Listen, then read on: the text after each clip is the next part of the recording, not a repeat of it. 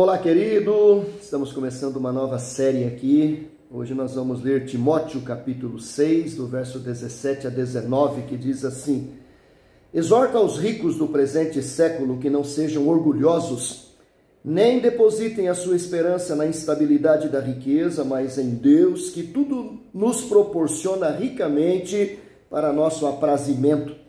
Que pratiquem o bem, sejam ricos de boas obras, generosos em dar e prontos a repartir.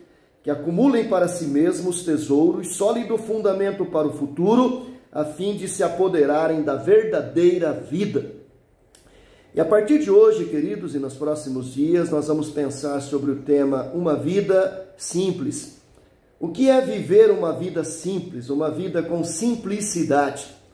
Primeira coisa que Paulo ensina aqui, escrevendo a Timóteo, está na primeira frase do versículo 17, que diz assim: Exorta aos ricos do presente século que não sejam orgulhosos. Uma vida simples, em primeiro lugar, implica em reconhecer que tudo vem de Deus. O problema dos ricos do tempo de Paulo, e deve ser o problema dos ricos de todos os tempos, não é ser rico. O problema é ser orgulhoso. Paulo não disse: exorta aos ricos do presente século que não sejam ricos, que vendam tudo o que têm, deem aos pobres e sejam pobres, que façam voto de pobreza, que sejam como São Francisco de Assis. Não, ele está dizendo: exorta aos ricos do presente século para que não sejam orgulhosos. Por quê? Porque o orgulho é aquele sentimento, aquela atitude que não reconhece a intervenção de Deus, a bênção de Deus, a direção de Deus.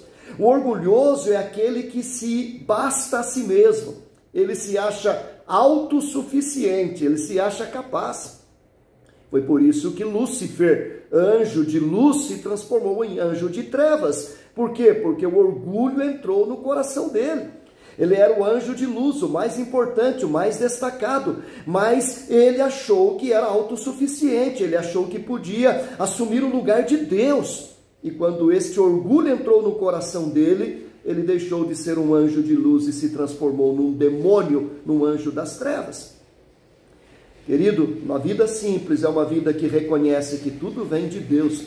Tudo que temos, tudo que somos é dádiva de Deus, é demonstração do amor de Deus. Por isso Paulo diz: não depositem a sua esperança na instabilidade da riqueza, mas em Deus, que tudo nos proporciona ricamente para nosso aprazimento. Ele está dizendo: é Deus que nos proporciona isso, é Deus que nos dá isso.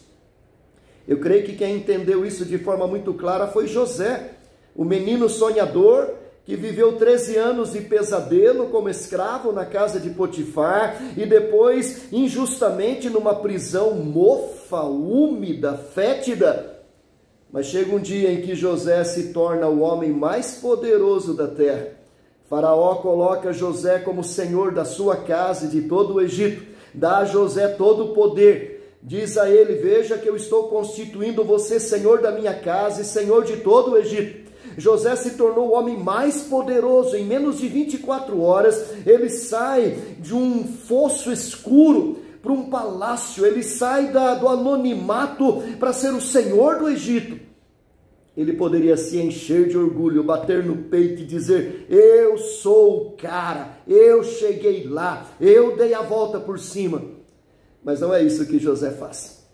Quando ele tem o seu segundo filho, ele coloca o nome do filho de Efraim e ele diz: Deus me fez prosperar na terra da minha peregrinação.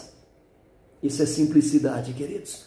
José reconheceu que estar no trono do Egito, morar num palácio, ter aquela esposa, ter aqueles filhos, ser um homem poderoso e temido, não foi conquista dele, foi dádiva de Deus. Deus me fez prosperar.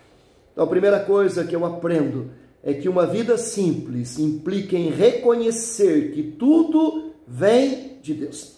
A Bíblia diz que toda boa dádiva, todo dom perfeito vem do alto, do Pai das luzes. Davi disse: tudo vem das tuas mãos, riqueza, honra, glória, poder, tudo vem de Deus.